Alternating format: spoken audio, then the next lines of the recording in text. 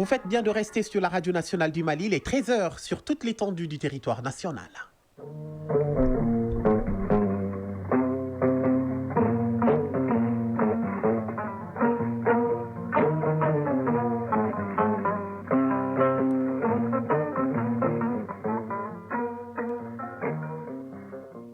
Le journal Moussa Papa Aïdara. La première édition du Forum international de la diaspora malienne a fermé ses portes.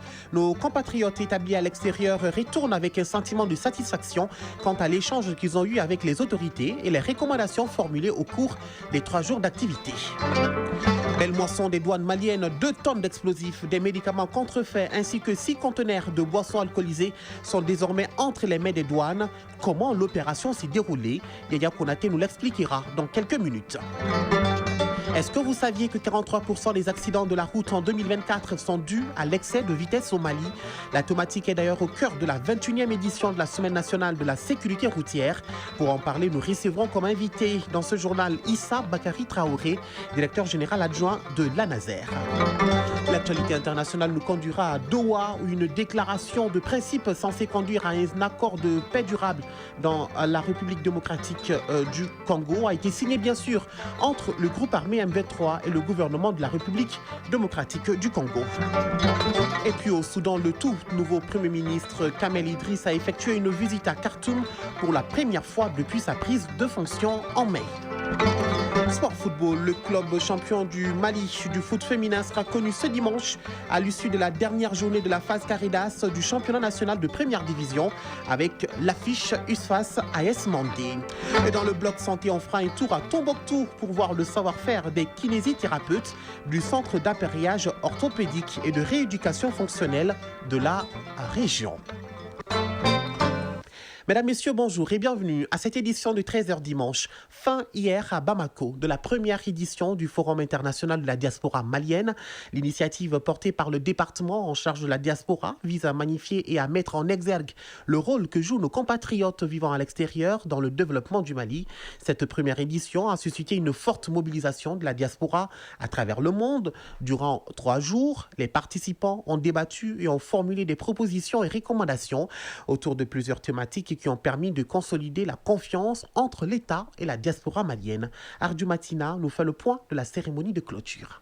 Ces cadres d'échange de 3 jours, initiés par le ministère des Maliens établis à l'extérieur et de l'intégration africaine, à la faveur de la première édition du Forum international de la diaspora, a été l'occasion de passer au peigne fin les problèmes auxquels nos compatriotes vivant à l'extérieur sont confrontés. Les 3 jours de débat autour de 7 panels et une table ronde ont été sanctionnés par des recommandations. Tangara Nema Guindo, présidente de la commission d'organisation du Forum international de la diaspora. Régionaliser le Forum international de la diaspora et favoriser les investissements croisés, notamment à l'échelle de l'AES. Prendre des mesures idoines pour restaurer la confiance de la diaspora et mobiliser son potentiel. Reconnaître la diaspora comme une entité administrative. Créer des guichets uniques dans les missions diplomatiques pour faciliter l'accueil et l'accompagnement des porteurs de projets. Créer une interdépendance économique forte pour consolider l'intégration régionale. Améliorer l'accès à l'information pour favoriser les investissements. Renforcer la coordination entre les acteurs d'accompagnement et les porteurs de projets. Sylvia Ekra, directrice régionale de l'OIM pour l'Afrique de l'Ouest. Face à cette diaspora, ce forum confirme que la diaspora malienne n'est pas en périphérie des enjeux nationaux.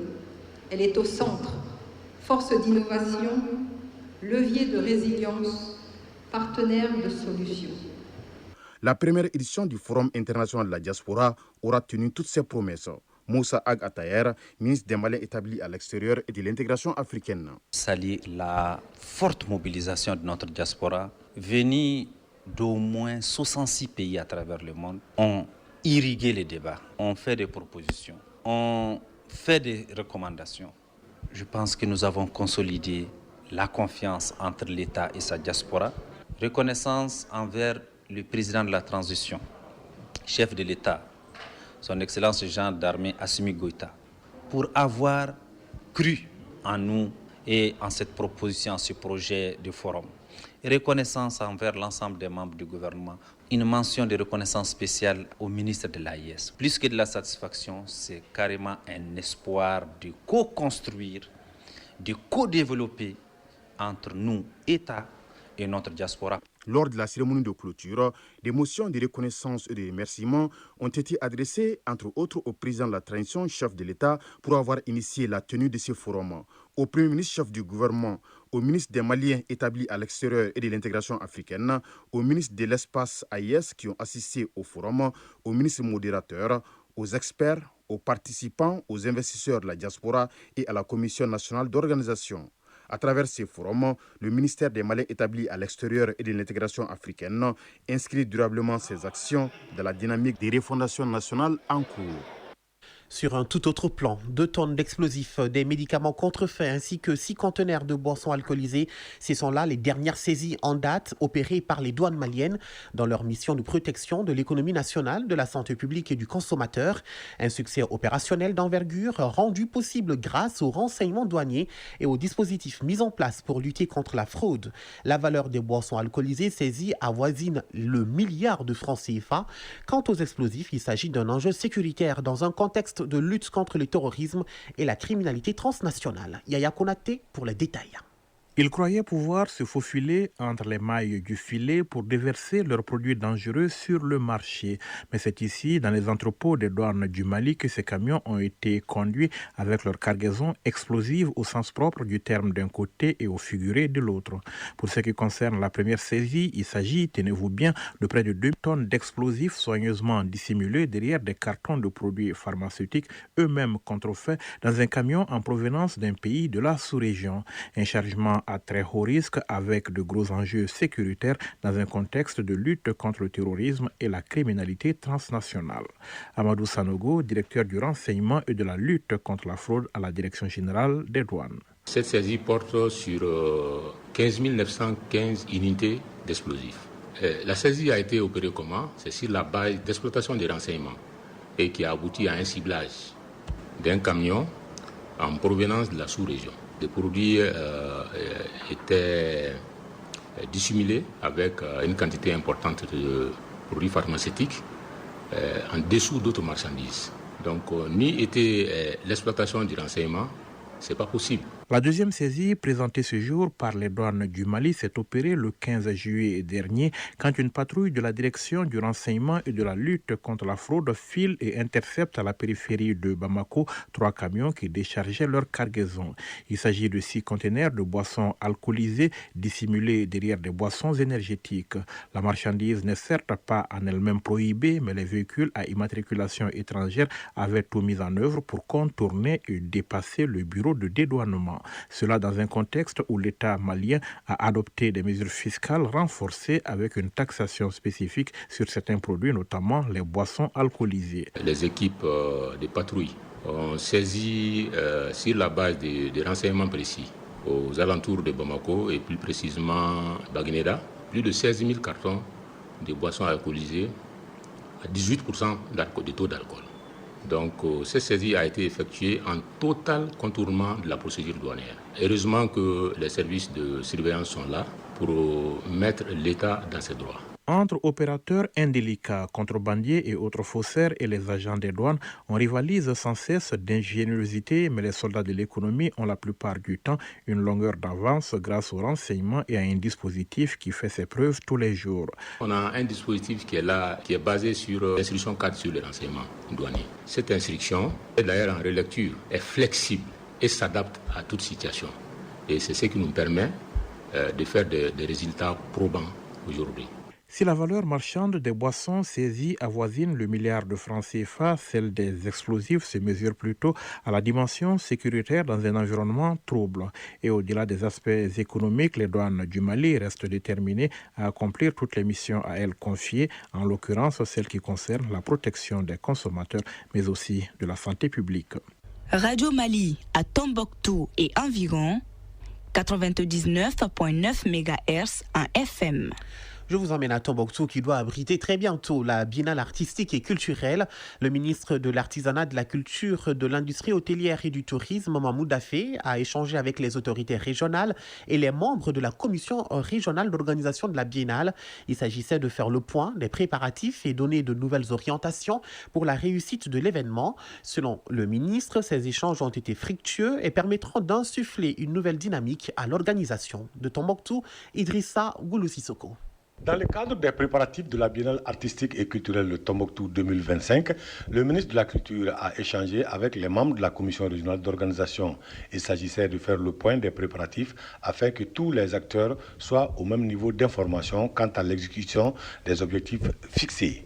Isiaka Nazoum, président de la délégation spéciale du Conseil régional de Tombouctou. Chaque jour qui se passe, chaque mois qui se passe, toutes les préoccupations, toutes les attentions sont tournées vers la Biennale à Tombouctou. Au regard des échanges qu'il a eus avec les membres de la commission régionale d'organisation, le ministre s'est dit très satisfait du niveau des préparatifs et a invité les uns et les autres à plus d'engagement pour une réussite totale de cette fête de la culture malienne. Mahmoud Daffé, ministre de l'Artisanat, de la Culture, de l'Industrie hôtelière et du Tourisme. Ville malienne de Tombouctou très engagée, très dynamique pour donner au Mali et au monde entier un événement unique qui va rassembler les Maliens, mais aussi qui va être un moment de revitalisation culturelle, un moment de promotion et un moment de renaissance des 19 régions du Mali et du district de Bamako.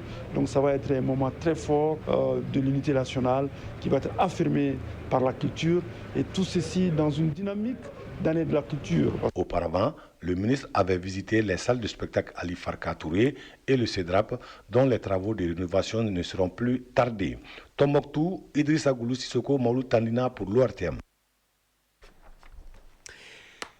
13h11. Parlons de circulation routière. Vous le savez certainement, le ministère des Transports et des Infrastructures a lancé lundi à Maracaforo, région de Koulikoro, la 21e édition de la Semaine nationale de la sécurité routière. L'événement piloté par l'Agence nationale de la sécurité routière s'est déroulé sous le thème « Excès de vitesse, un danger mortel sur la route ». Au Mali, il s'agit bien de 27% des accidents de la route enregistrés en 2024 qui sont dus à l'excès de vitesse. À mes côtés, Issa Bakari Traoré, bonjour. Bonjour, monsieur. Je rappelle que vous êtes le directeur général adjoint de l'ANASER. Eh bien, d'abord, restons sur ces chiffres, 27%, ces chiffres qui donnent des sueurs froides en tout cas. Comment expliquez-vous que 27% des accidents de la route enregistrés en 2024 sont dus à l'excès de vitesse? Merci beaucoup, monsieur. Selon, vous savez, chaque année, l'ANASER procède à un atelier qu'on appelle l'atelier de validation des statistiques d'accidents de la circulation routière. Et cet atelier est organisé par l'ANASER et en partenariat, sinon pratiquement et tous les autres départements sectoriels sont impliqués, et que ce soit la sécurité, la protection civile, il y a également les CHU, les services des urgences des hôpitaux également qui prennent part également. Donc toutes ces structures que je viens de citer amènent également leurs données en matière d'accidents de la circulation routière. Donc c'est ces données-là également qui sont compilées et au finish également, et on procède également à l'harmonisation. L'harmonisation pour avoir des statistiques fiables de la circulation routière. Bon, à la lumière, sinon au constat de ces données, il s'est avéré également, selon ce que également on compile, et que sur les 7673 cas d'accidents enregistrés en année 2024, il y a eu 8882 cas de blessés graves et blessés légers, qui est fait également 782 tués. Donc en matière d'accidentologie, on ne parle pas de morts, on ne parle pas de décès, mais plutôt de tués. Plutôt de tués. Donc maintenant, dans cette part-là, il y a l'excès de vitesse également qui s'est taillé la part du lion, comme on le dit, et avec 27% de cas d'accident et 30% de blessés et 40% de tués. Et est-ce qu'il y a-t-il une tendance à la hausse ou à la baisse des accidents liés à la vitesse par rapport aux années précédentes? Oui, cette année, il y a eu une tendance. Il y a eu une tendance un tout petit peu. La tendance à. Il n'y a pas de pic. C'est-à-dire que c'est vraiment une petite baisse. D'accord. Une petite baisse. Très bien. Et quelles sont les actions concrètes que la Naser mène pour lutter spécifiquement contre l'excès de vitesse? Vous savez, lors du lancement, je ne sais pas si vous êtes là, il y avait eu quand même l'acquisition des radars de dernière génération qui peuvent flasher plus de 10 véhicules successivement, et surtout avec des images également de ces différents véhicules qui sont flashés. Donc voici les éléments sur lesquels, y compris le contrôle routier. Le contrôle routier, que ce soit en urbain, que ce soit en interurbain. Dans ce contrôle routier, il y a la sensibilisation, il y a la formation, et il y a l'éducation également. Et ce contrôle routier permet également de dissuader également ceux qui sont en incivilité par rapport aux excès de vitesse.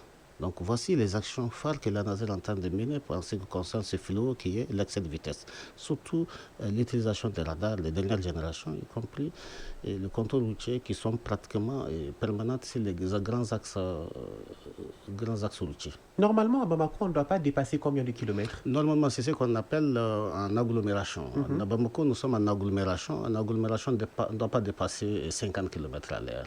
Et quand on va à rase campagne, c'est-à-dire en interurbain ou bien entre les villes, la vitesse réglementée, c'est 90. Et quand on va également à la traversée des villages, la vitesse réglementée reste également à 50. Très bien. Mais quand même, quand vous prenez également le code de collectivité, le maire peut amener à prendre des arrêtés municipaux qui peut ramener également la vitesse en dessous de 50 km dans sa juridiction. Ok. Ça veut dire que même quand on est pressé... non, même quand on est pressé, mais c'est ça. On est tous pressés, mais parfois on est pressé. La seconde qu'on prend sur la vitesse peut fausser une vie. Exactement, c'est vrai. Et ces radars de contrôle qui ont été mis en place, ces radars sont utilisés? Non, ces radars sont utilisés depuis le jour du lancement, le 14, les radars sont utilisés. Les radars sont utilisés depuis le 14 jusqu'à la date d'hier. Et à la date d'hier, parce qu'on a pris toute une semaine, parce que la semaine c'était du 14 au 19. Et depuis le 14, les gens sont sur le terrain. Les gens sont sur le terrain, les agents de la Naser sont sur le terrain avec la police et la gendarmerie, y compris les membres du comité national de sécurité routière, qui est quand même un autre organe également avec lequel la Naser travaille, y compris les associations de sécurité routière. Donc la police qui s'occupe également de la ville, en agglomération, dans les grandes villes et les régions, et la gendarmerie en interurbain. Très bien. Vous êtes quand même à la 21e édition, hein, et quels sont les résultats concrets obtenus suite aux précédentes éditions de la Semaine nationale de la sécurité routière? Et c'est ce que je disais tout de suite, quoi. Vous savez, chaque année, il y a une thématique. Une thématique par rapport également au pic des accidents. Très bien.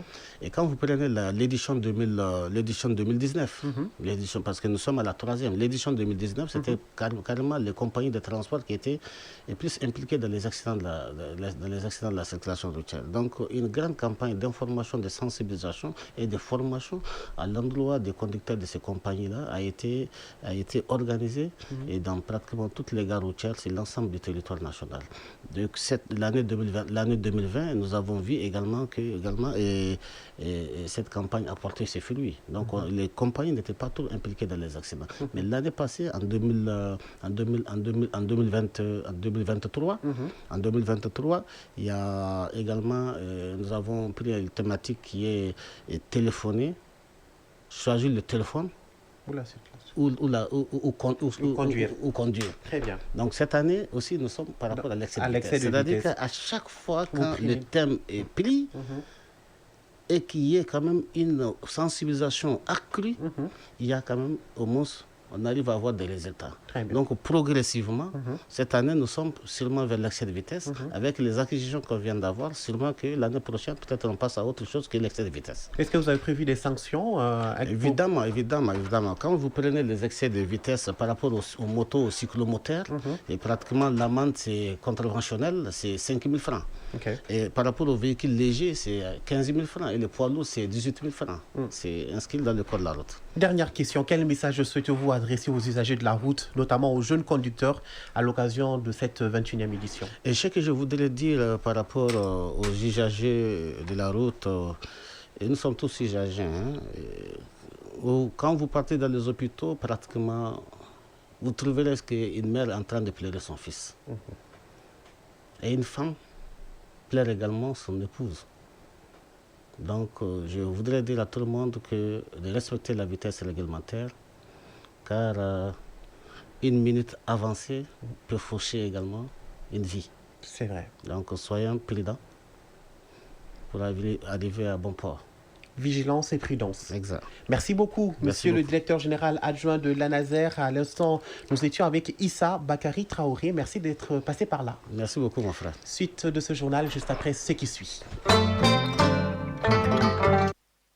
International à prison. Après 3 mois de pourparlers, le groupe armé M23 et le gouvernement de la République démocratique du Congo ont signé hier samedi à Doha une déclaration de principe censée conduire à un accord de paix durable dans l'est du pays. Vous suivez ce dossier avec nous, Mohamed Sangaré, bonjour. Bonjour Moussa Papaïdra. Alors, quels sont les détails de cet accord? D'abord, les signataires s'engagent à mettre en œuvre des mesures de confiance destinées à rassurer la population congolaise et à instaurer un climat propice au dialogue. Ils insistent sur l'importance cruciale d'une application rapide de ces mesures, notamment par la création, avec l'appui du Comité international de la Croix-Rouge, des mécanismes permettant, dans le strict respect du droit national congolais, la libération de prisonniers ou de détenus identifiés conjointement par les deux parties. Cette initiative vise à instaurer une confiance et à favoriser la reprise des négociations. Concernant la restauration de l'autorité de l'État, la déclaration souligne que celle-ci doit découler naturellement du règlement des causes profondes du conflit. Elle met en avant que l'accord de paix futur devra préciser non seulement les modalités, mais aussi un calendrier clair pour cette restauration progressive étendue à l'ensemble du territoire national afin de garantir une stabilité durable. Le texte prévoit également que le retour des réfugiés et des personnes déplacées devra s'effectuer dans des conditions sûres, volontaires et dignes conformément aux normes du droit humanitaire et international. Ce processus devra s'inscrire dans le cadre de mécanismes associant la RDC, les pays d'accueil et le Haut Commissariat des Nations Unies pour les réfugiés afin d'assurer un suivi efficace et respectueux des droits des personnes concernées. Par ailleurs, les parties réitèrent leur engagement à coopérer étroitement avec la mission de stabilisation en République démocratique du Congo et avec les mécanismes régionaux pour garantir la protection des civils et la mise en œuvre effective du cessez-le-feu. Cette collaboration devra s'appuyer sur un mécanisme de vérification conjointement défini afin d'assurer la transparence et la conformité aux engagements pris. La déclaration de principe entrera en vigueur immédiatement après sa signature et doit être scrupuleusement appliquée au plus tard le 29 juillet 2025. Elle prévoit également l'ouverture de négociations directes afin d'élaborer un accord de paix global avec une échéance fixée au 8 août 2025. Ces discussions devront impérativement s'aligner sur l'accord signé le 27 juin dernier 2025 à Washington entre la RDC et le Rwanda dans le but de parvenir à une paix durable. L'objectif final, Papa Moussa, est de conclure et ratifier cet accord de paix global d'ici au 18 août 2025. Merci Mohamed Sangaré pour ces éclaircissements. Au Soudan, le tout nouveau Premier ministre Kamel Idriss a effectué une visite à Khartoum pour la première fois depuis sa prise de fonction en mai. Il a promis de reconstruire la capitale ravagée par plus de 2 ans de guerre. Et pour en parler, Lansine Keïta vient de me rejoindre dans ce studio. Bonjour. Bonjour Moussa Papaïda. Alors, quelles sont les raisons de ce déplacement du Premier ministre? C'est une visite de constat et d'évaluation de l'ampleur des dégâts après des années de conflits armés qui ont secoué profondément le pays. Il s'agit pour le Premier ministre Kamel Idriss de planifier la reconstruction de la capitale. Il a déjà présenté plusieurs projets de réhabilitation de Khartoum en vue du retour des déplacés qui ont fui les combats. Le Premier ministre a fait savoir que les opérations sont en cours pour enterrer les corps, neutraliser des milliers d'engins explosifs non désamorcés et relancer les services administratifs. Il a aussi visité la raffinerie Al-Jaili au nord de Khartoum, reprise par l'armée régulière en janvier. Cette raffinerie qui a été détruite traitait plus de 100 000 barils par jour. Selon des responsables soudanais, sa remise en service prendra des années et nécessitera au moins 1,3 milliard de dollars. Moussa Papa Idra, cette visite du Premier ministre Kamel Idriss à Khartoum montre la montée en puissance des forces de défense soudanaises. Rappelons qu'après une carrière bien remplie en diplomatie, Kamel Idriss a été nommé en mai dernier par le président, le général Abdel Fattah al-Burhan, chef de l'armée, pour former un gouvernement d'union pour bâtir un Soudan unique épargné par les guerres. Un gouvernement qui est toujours basé à Port-Soudan depuis la destruction de Khartoum par les paramilitaires du général Mbeti Di Daglo, opposé au général Abdel Fattah al-Burhan. Moussa Papa. Merci beaucoup, Lansine Keita, à l'instant sur le dossier soudanais. Nous continuons avec l'actualité internationale. En pointillé, cette fois-ci en Côte d'Ivoire, le tribunal de première instance d'Abidjan a condamné vendredi un stagiaire infirmier à 3 ans de prison ferme pour injure publique à l'encontre du président de la République. Au début du mois, il avait publié un commentaire jugé insultant envers le chef de l'État sur Facebook, une condamnation qui suscite un débat sur la liberté d'expression et ses limites dans le pays. En Syrie, un calme précaire s'installe à Soïda après une semaine d'affrontements sanglants entre factions druzes et miliciens bédouins sunnites. Les autorités syriennes ont annoncé aujourd'hui la fin des combats dans la ville de Soïda, au sud du pays. Le conflit, soutenu depuis les premiers jours par des troupes gouvernementales, a fait près d'1 millier de morts, des milliers de blessés, des dizaines de disparus et selon l'Organisation internationale pour les migrations, plus de 87 000 déplacés. Aux États-Unis, le conducteur de la voiture qui a foncé sur une foule à Los Angeles, faisant au moins 30 blessés, a été placé en garde à vue, a indiqué hier la police de la ville californienne. Transporté à l'hôpital et opéré après avoir été blessé par balle dans la confusion qui a suivi le moment où il a heurté un groupe de personnes rassemblées devant une boîte de nuit. Tôt hier, le suspect a été placé en garde à vue.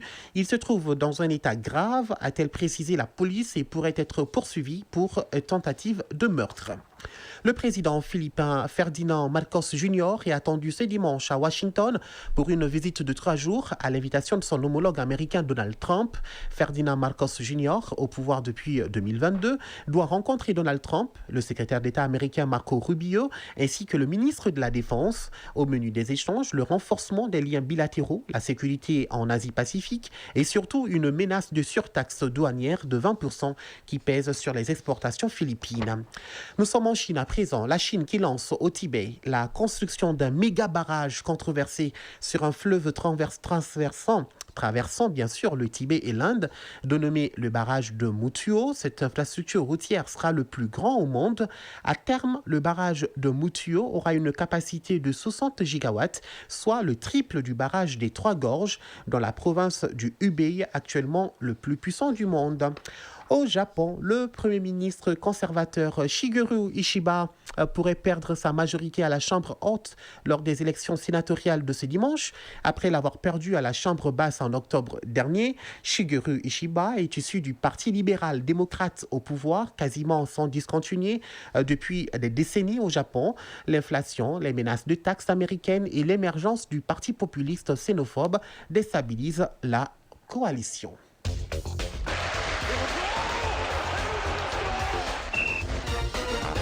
Allez, du sport à présent. L'Association des comités nationaux olympiques d'Afrique, ACNOA, outille ses pays membres sur la médecine sportive à la faveur d'un séminaire de haut niveau élargi aux 3 pays de l'AES.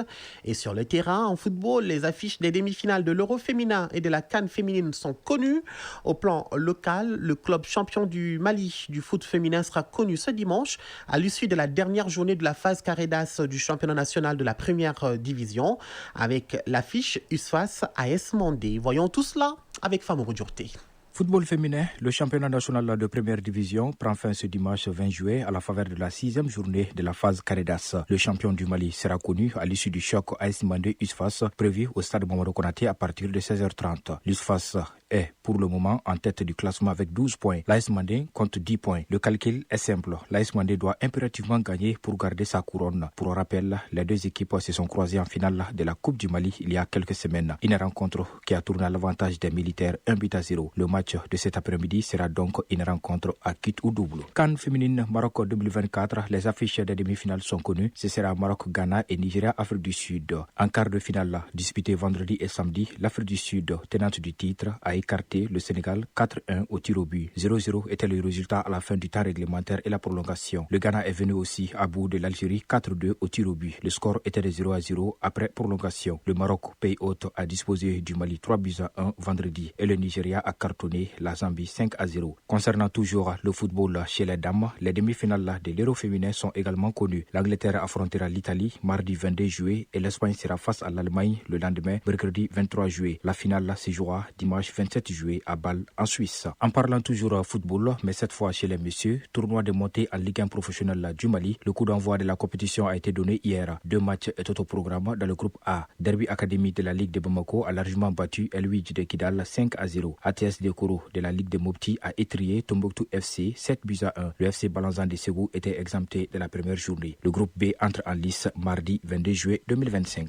Sortons du rectangle vert à présent. L'Association des comités nationaux olympiques d'Afrique, ACNOA, outille ses pays membres d'une stratégie en médecine sportive à la faveur d'un séminaire de haut niveau élargi aux 3 pays de l'AES. Les participants vont approfondir leurs connaissances sur les notions relatives à la vie et à la performance des sportifs dans leurs domaines respectifs. La cérémonie d'ouverture a eu lieu ce samedi au Centre international de conférence de Bamako, CICB. Seragatou Sissé pour le compte-rendu. La grande famille du sport, toutes disciplines confondues, parle d'un langage commun, la médecine du sport, à travers 3 piliers essentiels: la prévention, la prise en charge et l'éthique. Le ministère en charge des sports, en collaboration avec le département de la santé et l'association des comités nationaux olympiques d'Afrique, ACNOA, organise ce séminaire régional d'envergure. Il s'agit de préparer mentalement les sportifs et garantir leur intégrité physique. Colonel Assaba Diallo Touré, ministre de la Santé et du Développement social. Nos sportifs sont en effet plus que jamais besoin d'un encadrement médical approprié qui favorise une bonne préparation des athlètes avant les compétitions, mais aussi un accompagnement adapté. Le défi à relever est énorme au regard de la modestie des moyens mis à la disposition de nos médecins sportifs. Ce séminaire a regroupé en plus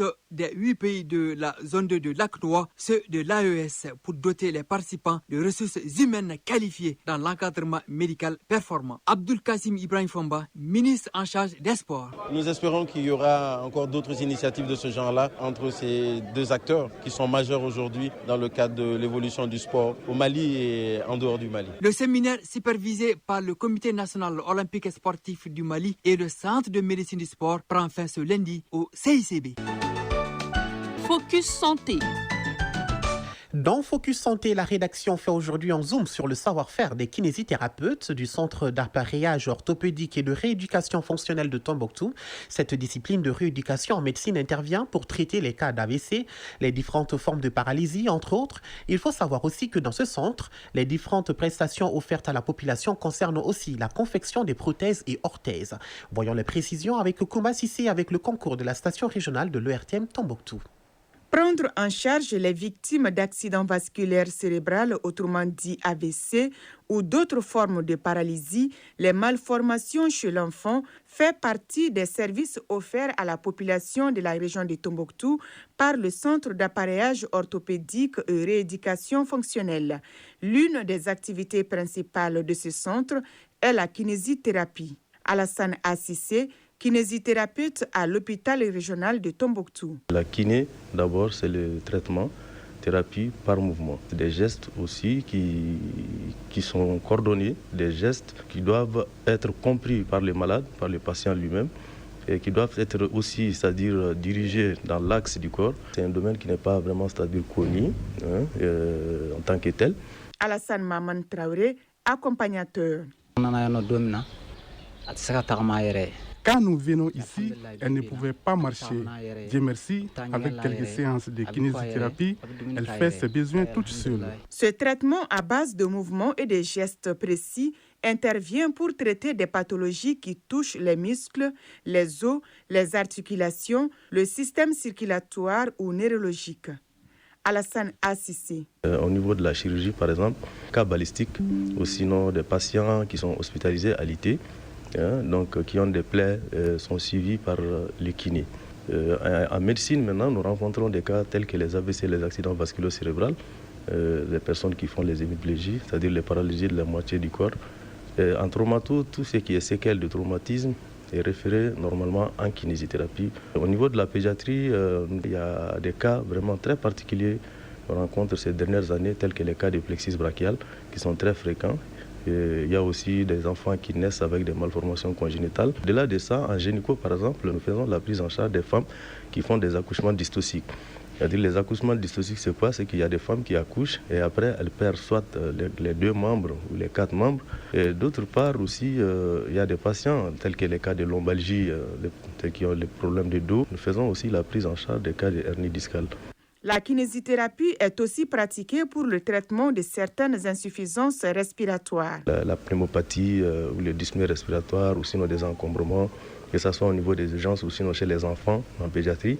Et ça aussi, nous faisons ce qu'on appelle la kiné respiratoire. À l'hôpital de Tombouctou, les équipements et matériels sont disponibles pour prendre en charge les retards de croissance, les paralysies, les douleurs osseuses ou musculaires. Même si nous n'avons pas tout, nous avons au moins le 70 voire le 80% des matériels disponibles qui nous permet vraiment, c'est-à-dire de faire face à tous les besoins vis-à-vis d'un patient qui nécessite une prise en charge en kinésithérapie. Autre activité pratiquée au centre d'appareillage orthopédique et rééducation fonctionnelle de Tombouctou, la confection des prothèses et des orthèses pour faciliter le déplacement des personnes en situation de handicap physique.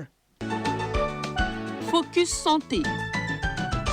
Moussa Papaïdara a pris un grand plaisir à vous présenter ce journal, mise en onde bien assurée par Bintou Traoré, mise en ligne Mohamed Koulibaly, réalisation, coordination Ousmane Dao. Merci également à Dossé Baba Diarra. Merci également à vous aussi pour votre attention. Restez sur vos positions d'écoute. Notre programme continue, mais n'oubliez surtout pas, gardez le sourire. Quoi qu'il arrive, belle journée dominicale à tous sur le RTM.